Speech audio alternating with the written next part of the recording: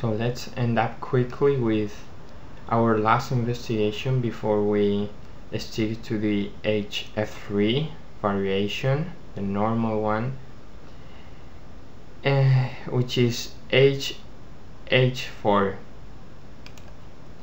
I've said that we're going to end up quickly with it because it can easily transpose to the popular F3 variation, because in that one is also H4 is also a typical move, only that after F3 and G4.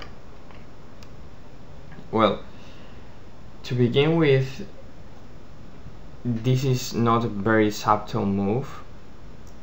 This is one of the reasons that F3 is preferred, apart from F3 being more functional. And black will be able to parry the advance if black wants, and white will not get more than harsh equality. So if you don't have time to study variations, or if you aren't in the mood of being pawn stormed, just stick to the H5 response, which renders a position in which white is going to have a very difficult time trying to break through, because G4 now is almost impossible, and an F3 isn't of much help either, and we can stick kingside without, we could say, any compensation, though H4 is a legit attempt at complicating things from both sides, not by trying a pawn storm, but by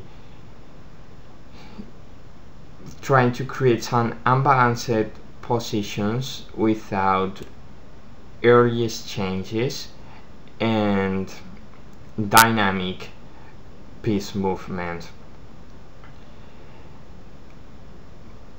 Game may continue with, say, bishop c4, trying to create future targets if black is too ambitious in its development.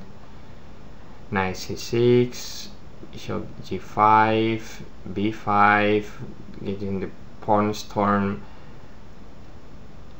in action for black. Bishop d5, centralizing, d7, bishop takes c6, bishop takes c6.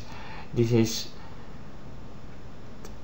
justified from the point of view of getting black out of dominating the center, but well, there can be a lot of possibilities, and this certainly would deserve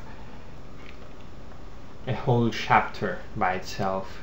It's also important to notice that if black's play is too passive or too queenside, the traditional pawn storm would be even possible in this variation also. Say if h queen c7 for black, we can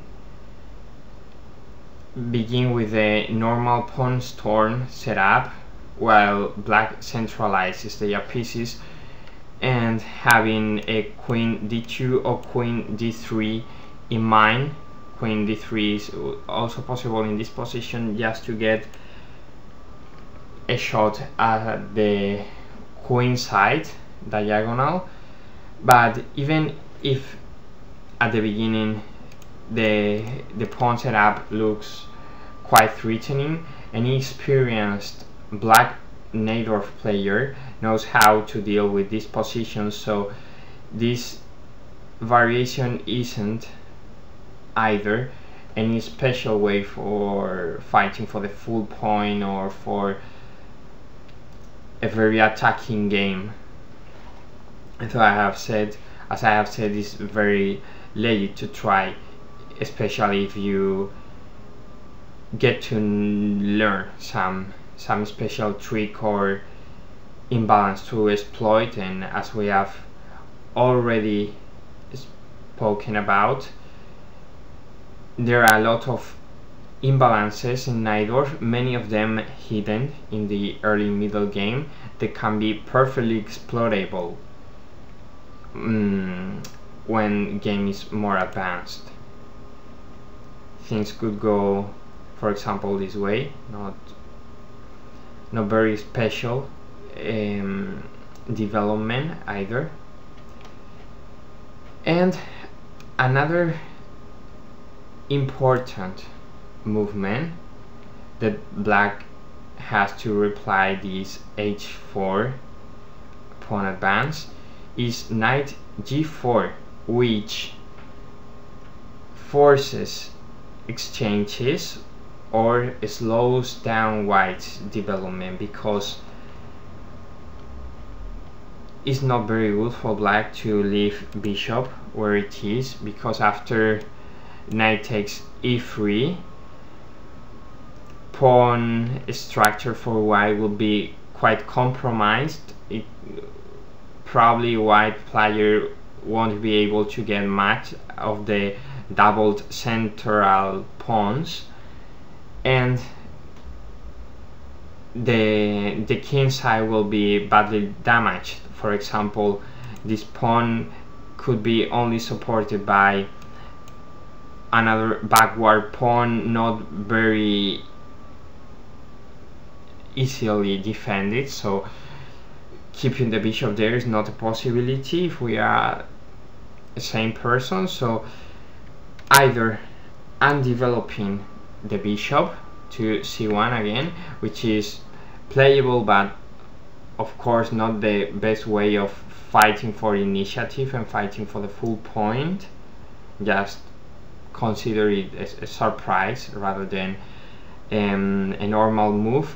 Or the bishop g5, that is the variation that forces the premature exchanges.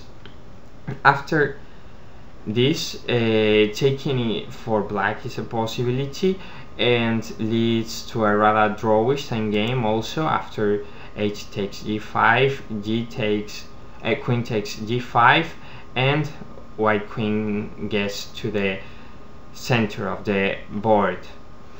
After some more little development, we could reach an endgame where maybe it's black the one who has to pay more attention, but not any color has the security of having chances to victory